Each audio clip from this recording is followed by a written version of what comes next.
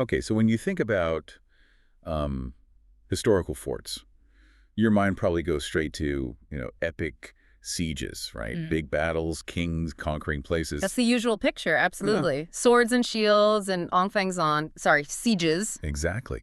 But what if there was a fort that, well, completely flipped that script? Ah, now you're talking. Today we're doing a deep dive into Sindhudurg Fort. It's off the coast of Malvan in Maharashtra. And honestly, its story really challenges how we often think about power and empire. It really does. And that's our mission today, isn't it?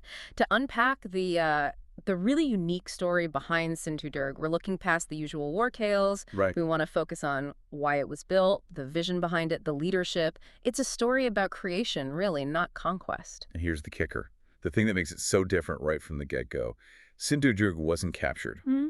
No king was defeated, no existing fort taken over. Nope. This massive place was conceived and built literally from scratch by Chhatrapati Shivaji Maharaj himself. A personal project, in a way. An audacious act of creation, not conquest.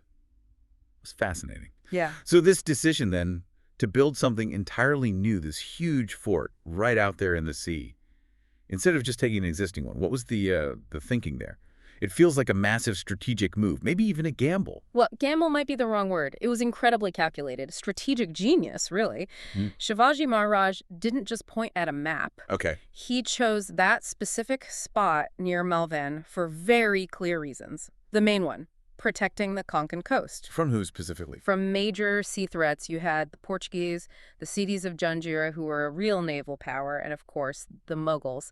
He saw a big vulnerability in his growing kingdom, the lack of sea control. And decided to just build a solution. Precisely. Create maritime power where it hadn't really existed for them before. Okay, that makes sense for defense. But, I mean, building something that ambitious, were there other goals too? It feels like more than just stopping enemy ships. Oh, definitely. It wasn't just a shield. This fort was meant to do several things. First, establish a proper Maratha naval base. For building ships too. Yes, shipbuilding, training, signaling a real shift. Maratha power wasn't just land-based anymore. Second, it was about control. Control. Controlling those vital coastal trade routes, the tax routes in the Konkan, securing the economy. Oh, okay. Economic and military. And third, perhaps just as important, it was a symbol. A massive, undeniable symbol of Swaraja power. Swaraja meaning self-rule, independence. Exactly. It physically showed Maratha independence right there on the coast. A clear message. We are sovereign here, on land and sea. Wow. Okay, so how on earth, back in the 17th century, do you actually build something like that? I mean, in the sea, it sounds almost impossible. It was an incredible undertaking, a huge feat of engineering and sheer willpower. Who were the key people making it happen? The chief architect was a man named Hiroji Indulkar, a brilliant guy. He actually also worked on Raigad Fort, another major Maratha fort. Oh, interesting connection. And the timeline. Construction started around 1664 CE. And finished. Remarkably quickly, by 1667 CE, so about 3 years. 3 years. For a massive sea fort, that's incredible efficiency. It really highlights the dedication, doesn't it? And the scale of the workforce needed. Enormous. Absolutely massive for the time. We're talking over 100 engineers, something like 4,000 workers daily, plus 200 skilled masons. Just imagine that scene. The noise, the activity. Right, and the materials. Mostly laterite stone, Yeah. lime, but here's a really interesting bit.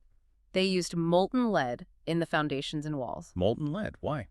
To bind the stones, yes, but primarily to make the walls incredibly strong, almost impossible to break with the siege technology of that era. It was quite innovative. Cutting-edge defense tech for the 1600s. Yeah. So this massive project, it sounds like it needed more than just engineers and workers, a real team effort. Oh, absolutely. Collaboration was key. You had Mai Nayak Bandari. He was the chief of the Konkan Navy. Okay, what was his role? He managed the incredibly complex sea transport, getting materials out to the site safely, providing security for the construction zone. Crucial stuff. And locals were involved too. Hugely important. Local fishermen knew the waters, the currents. They helped massively with building the underwater foundations. And the Mavlas. Shivaji's famous hill soldiers. Yes, usually associated with land warfare, but they adapted. They were vital in supplying materials, food, providing labor. It was a real community effort, showing how much support there was for Shivaji's vision. Okay, so here's something that feels like a bit of a puzzle. It's built for defense against powerful enemies. But you're saying it was built without any major battles happening during construction. How did they manage that? Surely the Siddis or Portuguese tried to stop it. It is a bit paradoxical, isn't it? But the sources seem clear. No major war or invasion interfered with the build. It seems its sheer scale and the speed of construction acted as a deterrent. So just the sight of it going up was enough? Largely, yes. Remember those walls, 3 kilometers long, 30 feet high, reinforced with lead? Even partially built, it would have looked formidable. Don't even try its message built of stone. Exactly. Its presence was a powerful defense in itself. Any enemy seeing that rising from the sea would think twice about a direct assault. Okay, so construction finishes around 1667. How did Sindhudurg actually function then? Did it live up to that grand vision? It absolutely did. It immediately became the primary dockyard and training center for the Maratha Navy. It cemented their naval power.